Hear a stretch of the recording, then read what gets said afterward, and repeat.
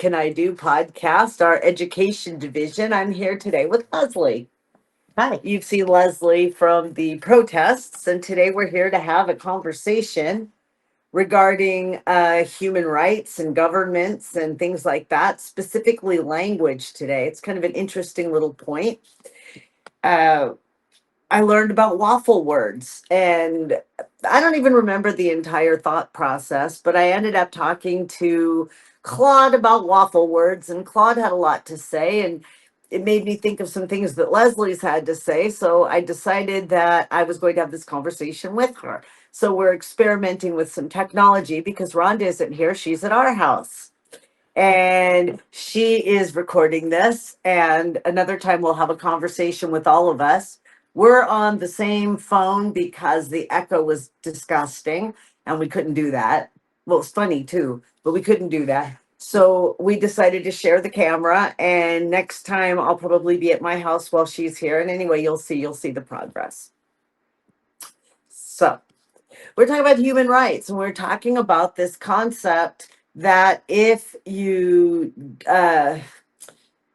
write something that really is acceptable that everybody will vote for example, an amendment or the Constitution itself, that the language ends up being so universal that it's interpretable, essentially. Those and using that's the concept of waffle words.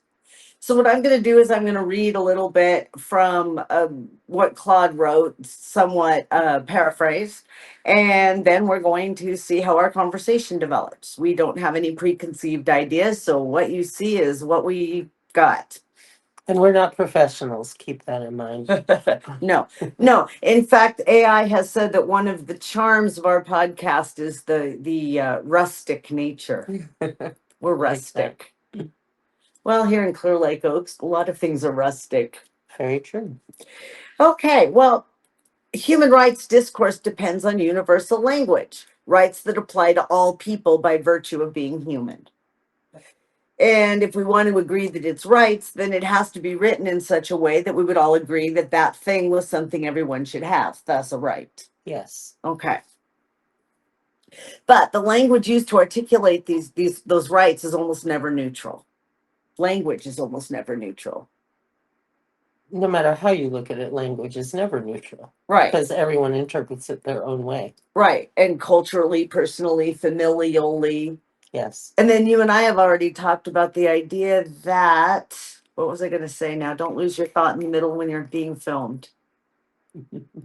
That then you have to decide who this applies to and how much of it and exactly which things, and all those things as you define it out to actually have a law are up for interpretation. Yes. Oh, I thought you were going to say something else. It's culturally situated, historically contingent, and often deliberately vague. Interesting. Why deliberately vague? It probably needs to be so that there are more broad interpretations and more people feel that it applies to them. So it's vague. Right. So when you say the idea of freedom, everybody wants freedom, but we do not agree on what freedom could. Well, that's correct. Yeah. Right. Freedom Like that. means something different to each person. Right. In fact, FDR, this is something that we talked about in another video. FDR talked about four wants, or sorry, four rights, four freedoms. My goodness, four freedoms. I worked for hours. I'm tired, just so you know.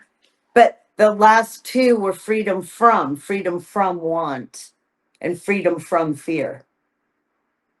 I had a debate with somebody on here because he said that he thought those were communist ideas, and because he'd never heard of them. It was a very interesting little conversation we had. But when I started telling him where it came from and discussing it, he disappeared. So I think he wasn't looking for an intellectual discussion. Wasn't FDR considered a democratic socialist? Yeah, but was he at the time, or is that in retrospect? I don't know. I don't know either. That's an interesting question to maybe follow up on. So terms like dignity, freedom, well-being, adequate standard of living, these are doing double duty. On the one hand, their vagueness allows broad coalitions to sign on to documents like the Universal Declaration of Human Rights, or Iran, the US, and Ghana could all ratify something because dignity means different things to each. The ambiguity is load bearing. Yes, So everybody can agree that humans ought to be free. of course. But in Russia, it might mean freedom from capitalism. Oh, yeah, this is true. I mean, Freedom from want is a different thing than that, that would be their political system was influencing the thought processes there too. as is ours, As of it's course. always, of course. See, I think we have a tendency, we Americans in general, me until very recently, to see us as kind of a default democracy, default of human rights. This is the way it ought to be. Yes, Unfortunately, even though I agree with the values that I would consider our default, it's kind of like saying that white culture is the default. you know, And it's really hard because I think I'm right. And when I think I'm right, it's really hard to say that somebody who has a wrong point of view might also be right. And because I want to be right. well, that's always the challenge, getting along with other people, that we have to accept that maybe they do think they're right. And then they may be right. It's that's what perspective is all about. Yes. It's very different. I remember this coming up in go away. This coming up in critical thinking class because when I first took it before I was the TA and teaching it and stuff, my very first class in the junior college, I was pro-abortion and against capital punishment, and the kids were saying that that was very hypocritical because I was saying on the one hand I was pro-life, and on the other hand I felt that it couldn't that life was so sacred you couldn't just give it up. And I was having a little trouble articulating, and then the I asked the professor if he felt that was hypocritical, and he said absolutely not. And he explained it back what he thought I was thinking in a very articulate and wonderful form that I still use to this day. And so the idea of a value of life was up for interpretation even within my own thought process. Yes. Well, and that's the conundrum of life. I mean, really, we encounter these dilemmas every day. I remember in school, I don't remember what class it was, but one of the teachers said something profound that stuck with me for my whole life, that our freedom ends where the freedom of another begins. And so you could also argue that if I have to stop whatever it is that I feel like I should be free to do because it infringes upon someone else's rights, how free am I really?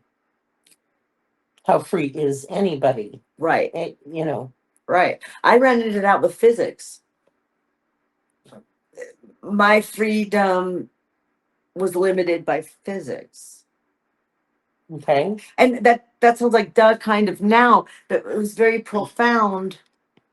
Move a little to your right. Oh, okay. Hi. Uh, but that's very profound because that's a very visceral way of saying that there are limits to freedom. Yes. Okay. On the other hand, that same vagueness becomes weaponizable by states that use the language of rights to legitimize repression, by powerful actors who define the terms, or by anyone who could afford the lawyers and platforms to shape interpretations. That made me, when I first read that, that made me think about DEI right away, and about how we see those as being very good things, and how they're kind of using the same words and looking at them a different way. So we're saying, look, these people of color have been discriminated against, and then they're saying that to care about them is to discriminate against white people. That's always been sort of the argument with affirmative action, back in the 70s and stuff. People were complaining about Right. that. But now you've created a discriminatory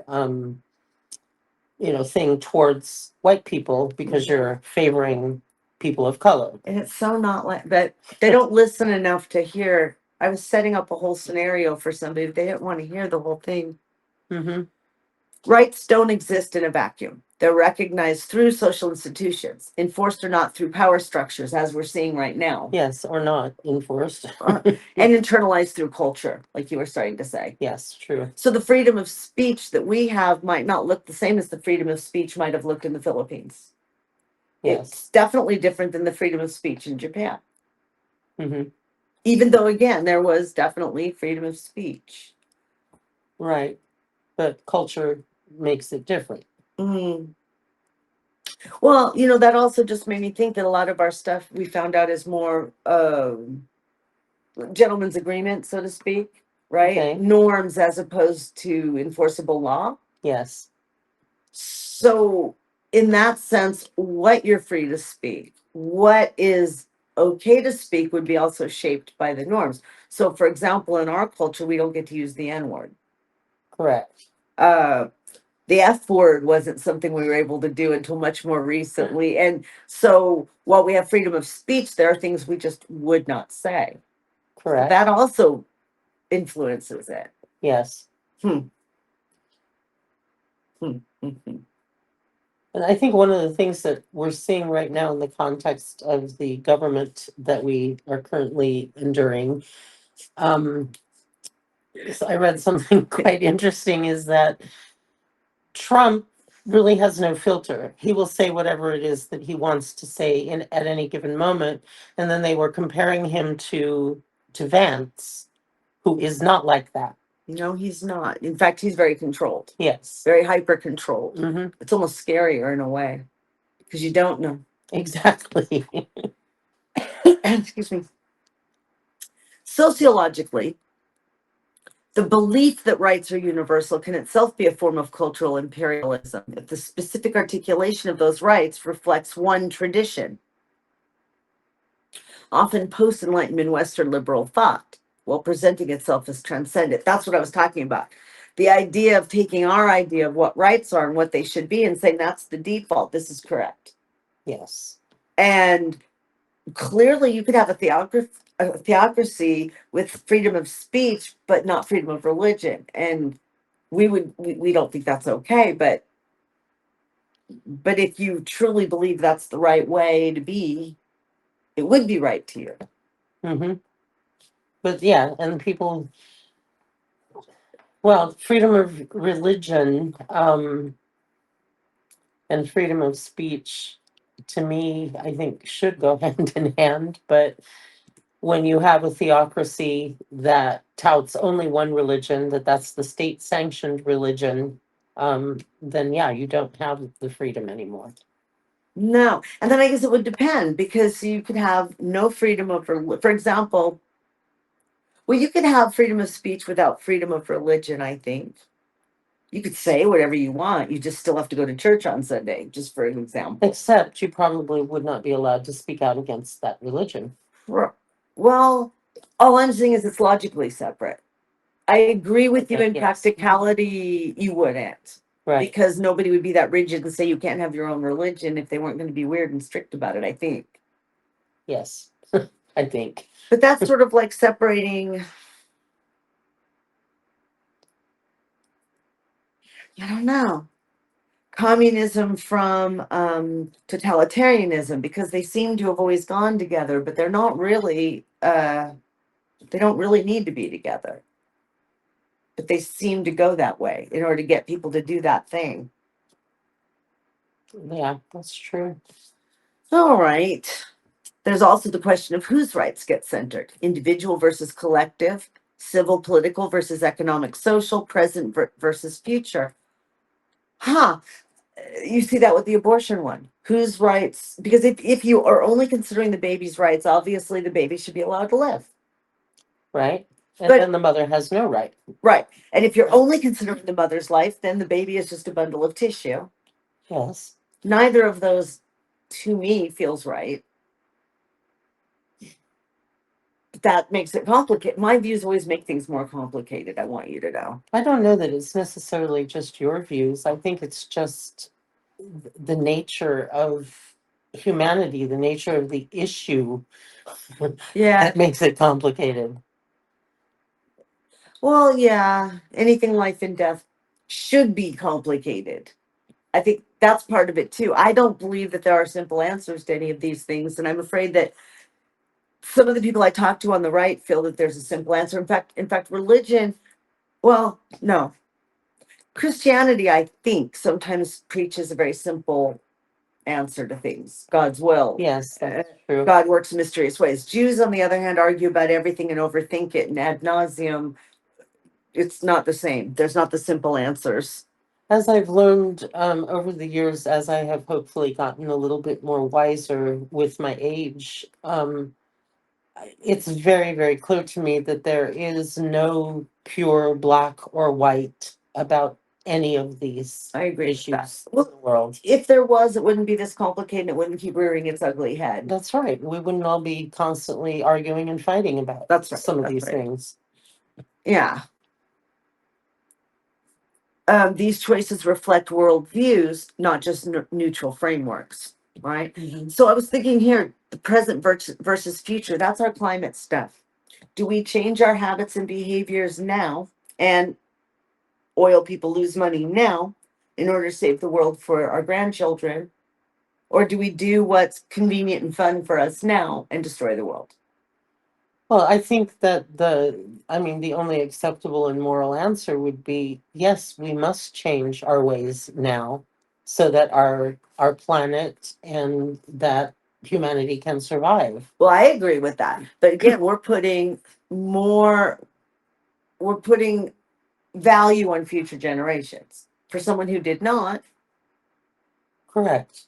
and I have a hard time with that with other value systems. I do. I have a hard time.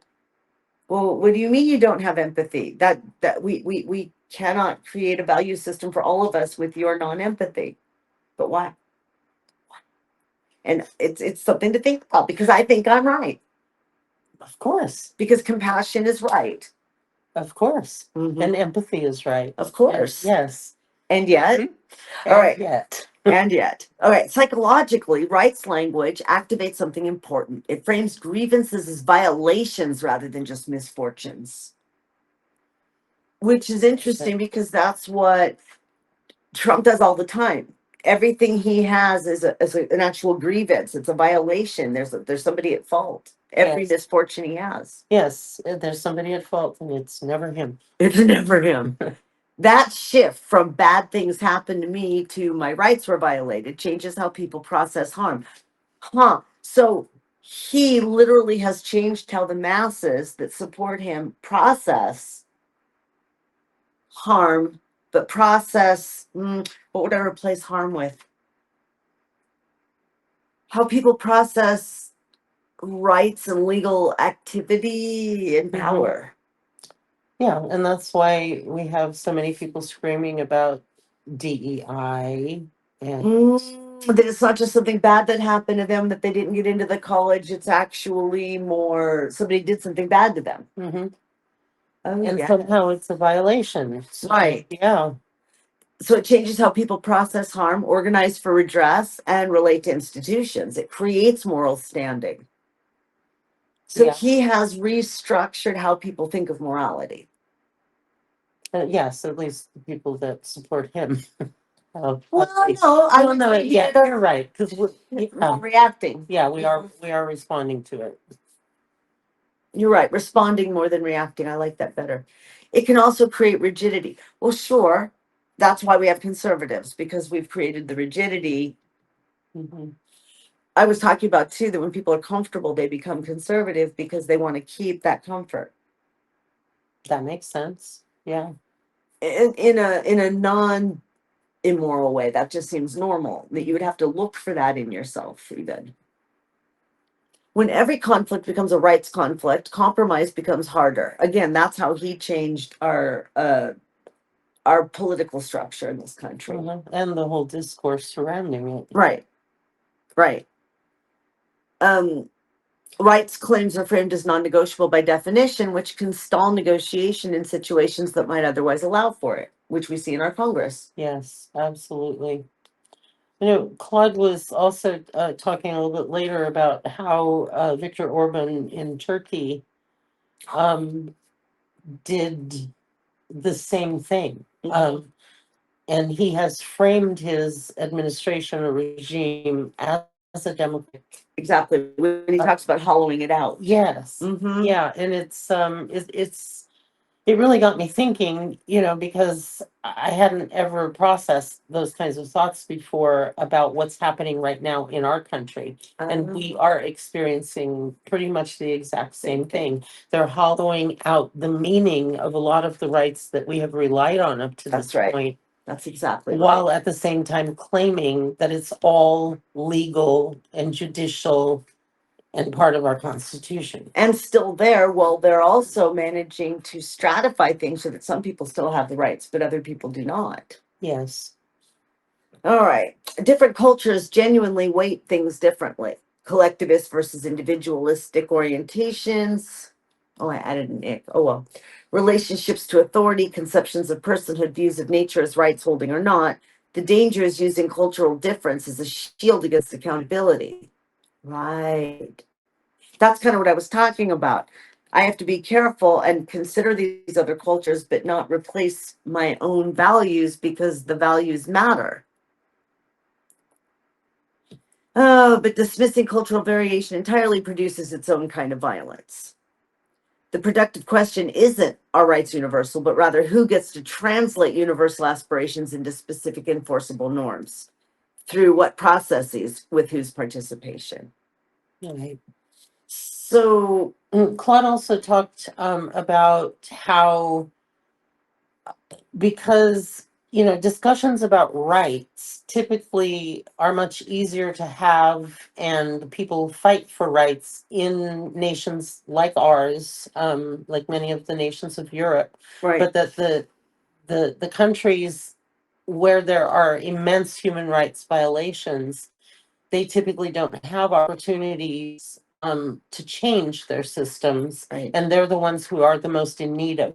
They're the ones. And then they're saying that the people who have these really good declarations are not the, although he was saying something about not being the ones that needed it, and yet maybe that's having that come about early in the development of the country might be why we're in a place now where we don't need it. Well, Well, but obviously, but at the same time, we are sitting here watching our rights being eroded. that's why I just faded off. Yes.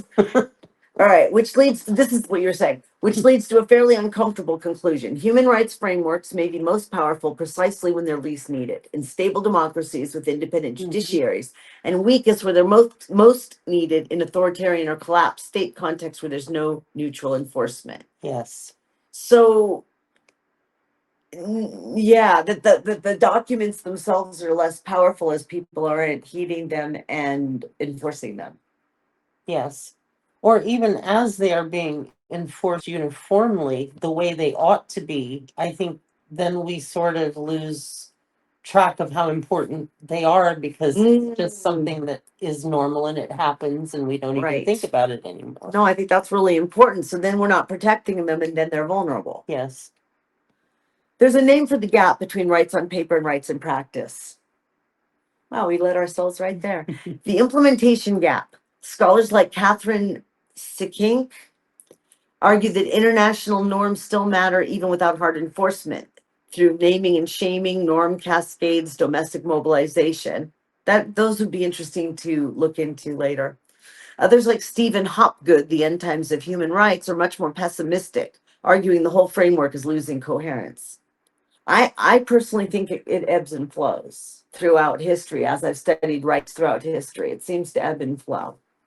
Yeah, I agree with that. The weaponization piece also worth sitting with. It's not just that bad actors ignore rights language. They use it. This is what you were talking about too. Humanitarian intervention as cover for regime change. Religious freedom as cover for discrimination. The language gets inverted by the people it was designed to constrain. So then I said to Claude, that's analogous to putting people in charge of departments they want to dismantle. Uh-huh. Yes. Where we notice that happening. And so Claude says you put someone in charge of enforcement who's ideologically opposed to the thing being enforced. So you Yes. put Linda McMahon in the Department of Education and look what happens. and Hegseth in charge of defense. Right. Mm. The dismantling happens from the inside using the authority of the institution itself. It's not sabotage in the shadows, it's sabotage with the keys. See that right there? How he said it's not this, it's this? That's Yes. AI speak right there. Okay. And so if ever I was going to be giving an actual speech, I would edit that because I hear that, I know it's AI. And that's just from experience with it. Right. And it's more effective than external attack because it carries legitimacy, it creates legal cover, it's harder to reverse, and it demoralizes the people. Because it makes it look like they're doing exactly what they're supposed to be doing, while at the same time they're taking apart the entire system. So let's see. Thinking about what Doge did and what these leaders are doing. Actions taken by the head of the agency look official. So look at Pam Bondi. Right. Looks official. Mm-hmm. Not violating the framework. You're reinterpreting it. Yes. Even the law. They're following the law. They just interpreted it differently. Well, that's why so many people on who are supporting Trump at the moment have come out and said, but all the Epstein files have been released because that's what Pam Bondi has told us. That's right. When in actuality, it's 50% have been released. Well, the rest are replicative. Yes, that's what she says. So let us see the replications and we can judge for ourselves. But Yeah. no, Well, if they apparently were can't do that. if they were nothing, they would have dumped them out. Right. That's easy. Gutting institutional capacity. Look at the DOJ and FBI. That's definitely and is that The CDC. There you go. Yeah. Purged institutional memory. CDC definitely Mhm. right. Rewritten regulations don't snap back easily and demoralizes people who actually believe in the mission. The rights parallel. Put the wrong people in charge of interpretation and enforcement bodies, courts, treaty monitoring committees, UN Human Rights Council seats held by rights violating states, and the framework doesn't disappear. It gets hollowed out while the language remains intact. And that's how we can just sit and veto all the peacekeeping things. Yeah. And security things. The shell stays, the function goes. Which is actually worse in some ways than abolition because the shell provides cover. It exists. Yes, and those who are going to choose to believe that it still exists, will just continue going along with it. And that's why we have so many fights right now. So I said, sounds like what happened in Hungary. He said, or it, I don't want to personify Claude. It said, yes, Hungary is actually one of the clearest modern case studies of exactly this mechanism. And it happened through democratic processes, which makes it particularly instructive. Orban didn't seize power in a coup. He won elections. I just realized I said Turkey and I'm hungry. So, yes. Well, if you're hungry, you think of Turkey. So he packed the constitutional court with loyalists. Trump tried that. Redraw electoral districts. Texas. Rewrite the Constitution itself. He's working on it. Yes, he is. Install allies in media oversight, judiciary, and prosecutorial offices. He's done all that. Redefine what Hungarian values and civil society mean legally. And he's working on that. Yeah. Not Hungarian. Yeah. I mean, we're seeing all of these things happen here. So EU membership, the Hungarian constitution, international human rights bodies remain nominally intact. We're still in NATO for what it's worth. We still have treaties for what they're worth. The language stayed, the function inverted. The EU is a particularly striking example of the enforcement problem you identified. The mechanisms for sanctioning member states who violate democratic norms were designed assuming good faith actors, like our Constitution. Nobody seriously anticipated a member state systematically dismantling the rule of law while remaining inside the club.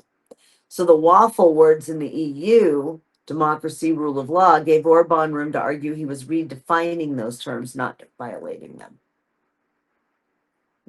Yeah. Splitting hairs. Scholars call this autocratization. How would you say that word? I don't like how I'm saying it. I think you said it right. Autocratization. Okay. Rather than a coup. Democratic backsliding through incremental legal seeming steps. Each individual step is defensible. The cumulative effect is authoritarian consolidation. So again, that reminds me a little bit of Hitler right there. Even though, I mean, it was democratic, and even though people were starting to be aware of things, he Nazified things somewhat gradually, so that people were like, wait, all of a sudden we're wearing stars and now we're dying. What's going on? Yeah.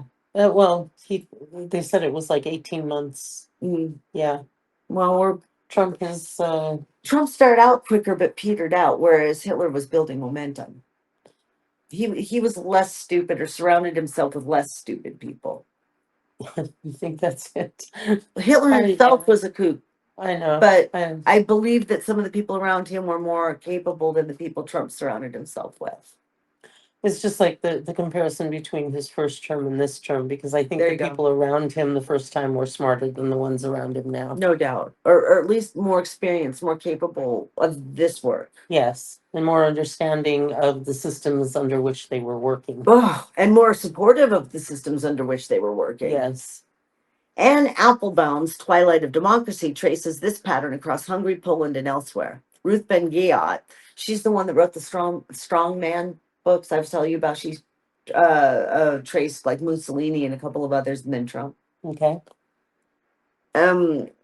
It's a clean through line: waffle words, interpretive capture, institutional hollowing, enforcement inversion. And that's done as a kind of a trajectory: waffle words, interpretive capture, institutional hollowing, enforcement inversion. Hungary just ran the whole playbook in slow motion where everyone could watch. So I said, how is Trump repeating that here? And Claude said, almost step for step. Mm-hmm. The sequencing is slightly different because the American system is more friction built in: federalism, a more independent judiciary so far, a freer press so far. But the mechanism is identical: interpretive capture, installing loyalists in courts. Unitary executive theory is essentially an argument that the president controls all enforcement, which means rights are only as good as presidential will. Like he said, the only thing that would make him stop is His own feelings. his own values. He said he would know. He would know. Mm-hmm. Institutional hollowing, Doge, and the agency dismantling its textbook. You don't abolish the EPA, the Department of Education, what's CFPB? Consumer protection, something. Maybe Consumer Finance Protection Board? Finance Protection Board, Okay. that's what it is. Yeah. You install leadership opposed to the mission, gut the staff, eliminate institutional memory, and defund enforcement capacity. The shell remains, the function goes. Enforcement inversion. DOJ shifted from enforcing civil rights law to investigating perceived anti-conservative discrimination. The Civil Rights Division exists, but points the other way now. Yeah. It sure as hell does. Redefining the terms free speech gets redefined. Oh, redefining the terms. He just isn't punctuating. That's what's driving me nuts. Claude's lazy. Yeah. Free speech gets redefined to protect the powerful from criticism rather than the powerless from state suppression. Uh-huh. Oh, free speech for me, but not for thee. Religious freedom gets used to carve out exemptions from anti-discrimination law. Same words, inverted application. Like, I don't have to bake that wedding cake for those people. Right? Mm-hmm. And it's also that if I've been told by God that I have to behave a certain way, then your rights be damned, I have to behave a certain way.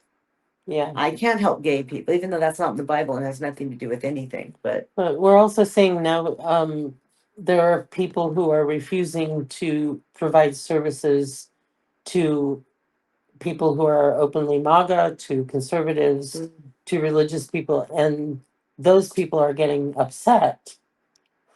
as if they are. Yeah. Like Israel's upset that Iran is bombing civilians, and they said that's against international law.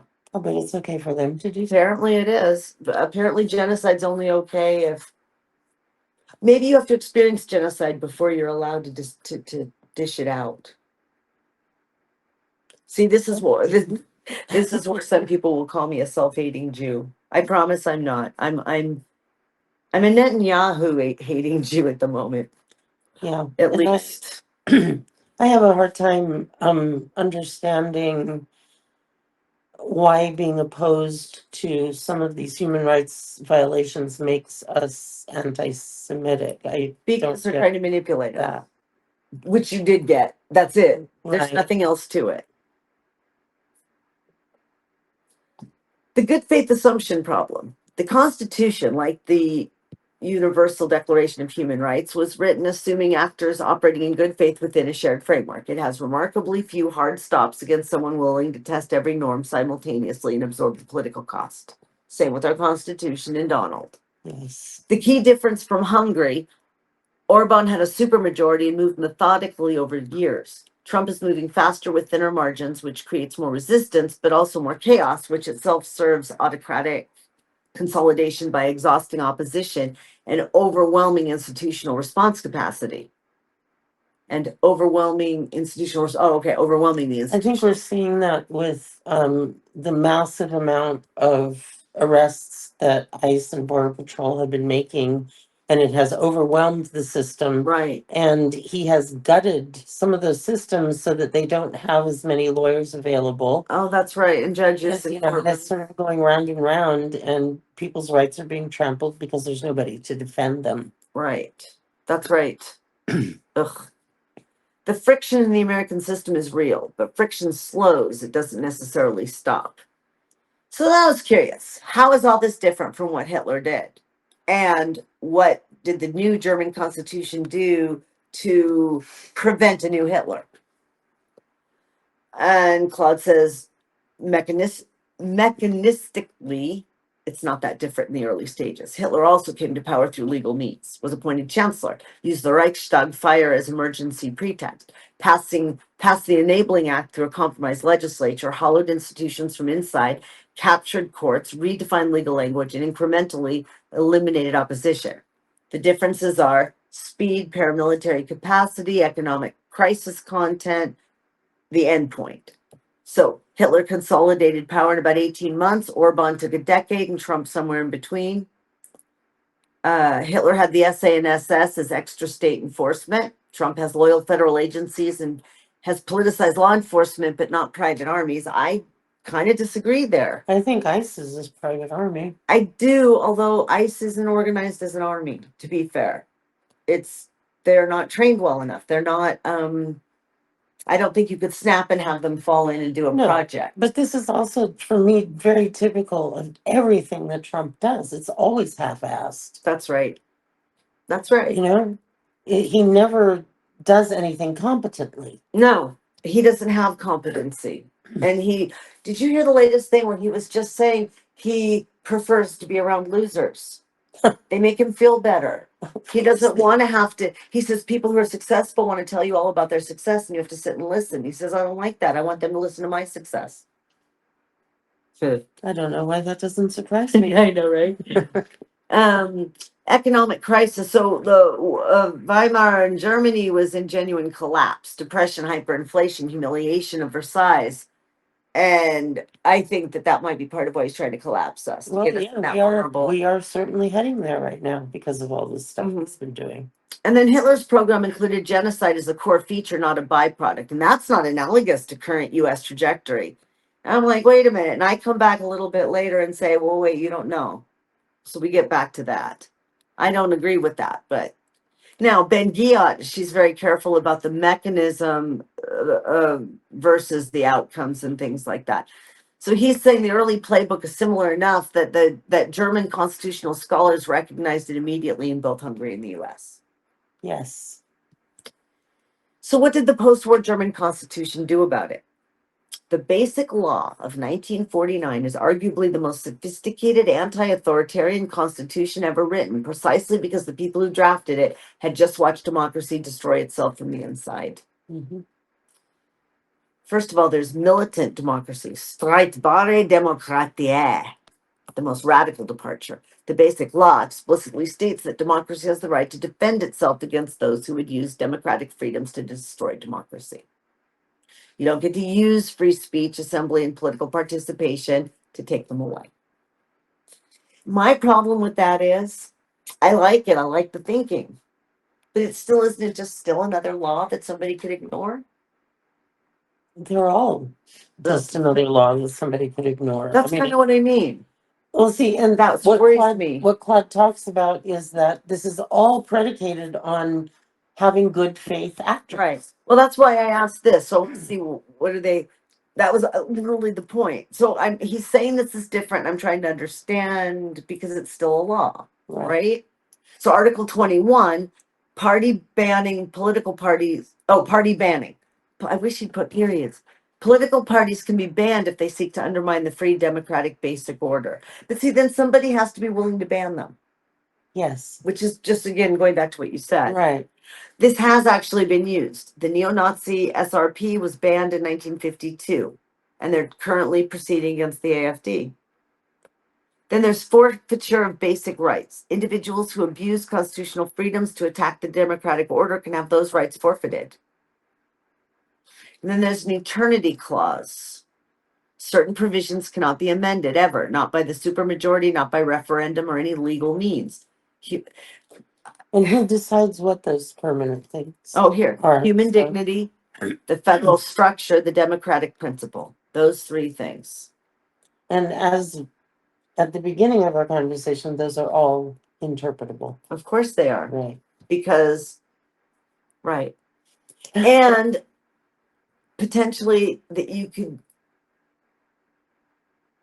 give them up individually if you were trying to work against, it's still complicated. I don't think that's why they're having a problem right now, though.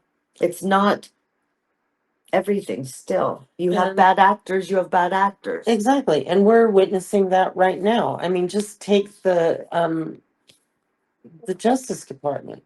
You know, Mhm. we have a bad actor in there right now. She is not enforcing the laws, the Constitution. She's not enforcing anything unless it's For him. for him. So yeah, if you don't have good actors, who's gonna uphold all this? That's what I'm worrying about. Okay.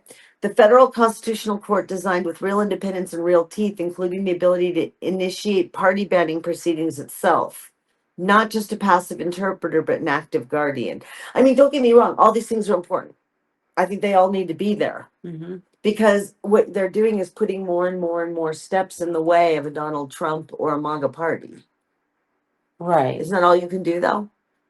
I don't see how we could possibly do anything more than that. I mean, No confidence. And you could, oh, basically, if your party or the coalition, like the Congress won't take him out, then you could have the people do it. You could have a referendum or the court. So they do seem to have other people that can do something besides just the Congress. Well, Weimar failed partly because its constitution assumed good faith and had no mechanisms to stop legal self-destruction. The Basic Law looked directly at that failure and said some things are off the table permanently. Democracy reserves the right to defend itself, and human dignity is not negotiable by majority vote. Better, but it still has the things that we're talking about. yeah. But the American Constitution has no equivalent provisions. It was written assuming virtuous actors and relies heavily on norm, tradition, and political will rather than hard legal stops. That's the vulnerability both Hitler and current moment. How about just say Trump? That's annoying to me because that's these guys being cautious. Just at different speeds and with different endpoints. And I said, you don't know Trump, Miller, Rubio, Hegseth's endgame. And Claude says, you're right, I don't. And that was sloppy of me. And I can describe mechanisms, patterns, and trajectories based on observable actions. I cannot know intent or endpoint. Those are different things, and I conflated them. What I can legitimately say, the mechanisms being used are consistent with historical autocratization. I don't like that word. Patterns. The effects on institutions and enforcement capacity and rights frameworks are observable and documentable. Historical pattern recognition is useful but not determinative. Similar inputs don't guarantee identical outputs. What I don't know, whether the goal is permanent authoritarian consolidation, short-term power maximization, ideological transformation, personal enrichment, genuine policy agenda, or some combination. I think you can eliminate genuine policy agenda from anything that's happening in our government right now, but all the rest of All it, right. all the rest of it, absolutely, especially personal Enrichment. enrichment. And ideological transformation. I feel like they're trying to change Yes, the way. Yeah. absolutely. It also says it doesn't know whether key actors share a unified endgame at all. Correct. I don't think that they do. I think each one has their own A goal. little agenda, you bet. Yeah. How much is strategic versus opportunistic versus chaotic? Forget strategic. I don't know. Some people might have. Well, I'm sure that there are some, that are influencing him who have strategic. Right. I tend to think Rubio might have objectives. some strategy going on. I don't know if it's good, but. I think Stephen Miller probably does. And that brings us to the last thing here, where the limits of their own ambition actually are. Mm-hmm. Ew. So I said, when Hitler died, it all fell apart. But it was already falling apart, and the Allies were there. What happens if Trump dies in the next few months? When or if Trump dies in the next few months? I know that Vance is president, and then what do you think happens? I personally don't think that Vance has or will achieve the level of support that Trump has gotten from his base, because he's not charismatic in the way that Trump appears to be. He's not, like he said, he's not willing to say things without without considering he's not funny. He's not clever. He's smarter than Trump, but he's not clever. Mm-hmm. He also doesn't stand for anything interesting to get anyone behind him. Yeah, right. So let's see. Here's the real question. Trump is not an ideological movement. That's kind of what you were saying. He doesn't have an ideology. He's a personality cult. Exactly. The coalition holds together around him specifically. His ability to enforce loyalty, punish defection, and mobilize the base is personal, not institutional. Vance is smart, ideologically committed. I disagree because he's been all over the place. So I don't know what his ideology really is.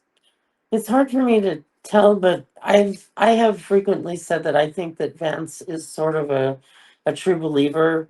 I was referring to the Project 2025 premises of 2025. That may be. And I think he is more of a true believer in that. Trump, I think, saw it as just a meme. Yeah. And it pushed him. He likes the unitary executive bit, I think. Yeah. And Vance is genuinely further to the right than Trump. I don't think that Trump has much of an ideology. It's what pops in his head, what's good for him, and he doesn't like anybody that's identifiable as any group that's not his. Yeah, I agree with that. But Vance doesn't have Trump's base loyalty, Trump's media dominance, Trump's willingness to say anything without consequence, and the cult of personality. That's pretty well what you were saying. Right. So what do you think it happens? This is what I thought. It splinters. It just falls apart. I'm already seeing it splinter right now. Populists versus conservatives, isolationists versus hawks, Christian nationalists versus libertarian, Rand Paul, various billionaire backers with competing agendas, so against each other, and then congressional members who tolerated Trump but have their own ambitions. Right. I mean, we're seeing it splinter just in the midst of the most MAGA event of their year, CPAC. They had a bunch of people cheering for his impeachment. Now, these are the loyalists, supposedly. So it's already splintering. Right? So Miller, Musk, and others would immediately compete for influence over Vance or around him. And then to Peter Thiel coming in. Yeah, Thiel. And these are not people who subordinate themselves easily without Trump's specific gravitational pull. The Hitler parallel breaks down here. The Nazi apparatus was more institutionally embedded and ideologically coherent as a system. It required external military destruction to collapse. Trump's operation is more personally dependent, which means it's potentially more fragile from within. But, critical caveat, the damage to institutions doesn't automatically reverse. Hollowed agencies, purged civil servants, captured courts, rewritten regulations, those don't snap back because the personality's gone. And that's the hungry lesson too. Orban built structures that would outlast him. So political chaos, factional warfare, overreach by whoever takes it, and then can Democrats take advantage of any of this? I am starting to seriously doubt. Me too. I don't know if the rest of it's all that interesting. No. Yeah. So what do you think? Did anything, did you change your mind about anything, or did this more reinforce? Yeah, more consolidated, the things that I've already been thinking about it. Mhm. Uh, perhaps made it easier for me to understand better why it's so controversial, why it's so difficult to find consensus, Mm. why we are constantly fighting over these things, Mhm. because everything is so interpretable individually. So it's more than just the news bubbles. It's also the fact that we've developed cultural interpretations of American ideals, Yeah, and that we've kind of grown in these different, actually not so different from maybe America and England back in the day. yeah. Hmm. And it's frustrating living in the midst of all of this, because I am constantly just going back to the fact at our foundations, we are all so much the same. We all want shelter, love, enough to eat, meaningful work. Mhm. We want our families to be safe. We want nice communities to live in. And how did we grow so far apart ideologically that one faction despises the other faction so vehemently that violence is acceptable to them towards those people? I don't understand it. I really don't. I don't. I might sum up what you said a little bit like this. Whereas we all have the same values, why do some of us see it as a zero-sum game? Some of us don't. Yeah, and that's the question. Okay. I don't have anything pithy to particularly end with, so I'm just gonna say bye, Rhonda.